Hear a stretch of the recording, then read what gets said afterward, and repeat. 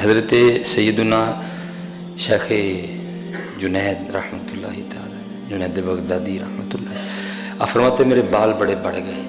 فقیری تھی نا حضرت، پیسے کہاں تھے؟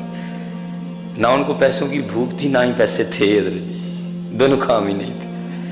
آپ فرماتے میں اپنے شیخ کی بارگاہ میں حاضر ہوا تو آپ نے مجھے فرمایا جاؤ جنید بال کٹوا کے آؤ.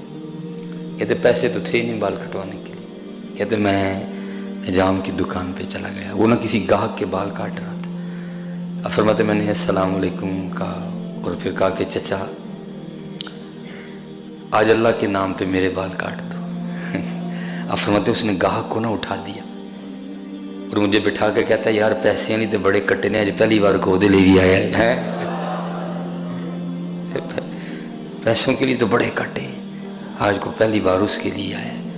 آپ فرماتے میرے سر کو چوما اور بال کاٹنے شروع کر دیے. آپ فرماتے روتا رہا، اس نے میرے بال کاٹ دیے تو مجھے کہنے لگا جاؤ.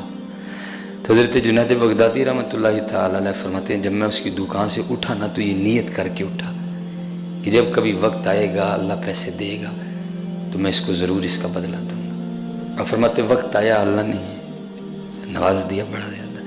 آپ فرماتے میں اس کی دکان پہ آیا اور اس کو وہ موقع یاد کروایا کہ جب تو نے اللہ کے لیے میرے بال کٹے تھے، میرے پاس تھا کچھ نہیں، تو آج میرے پاس ہے تو میں اس کا بدلہ آپ کو دینے آیا. تو آپ فرماتے وہ حجام مجھے آگے سے کہتا ہے جنید آپ اتنے بڑے شیخ بن گئے ہیں اور آپ کو ایک چھوٹی سی بات کا بھی نہیں پتہ چل سکا.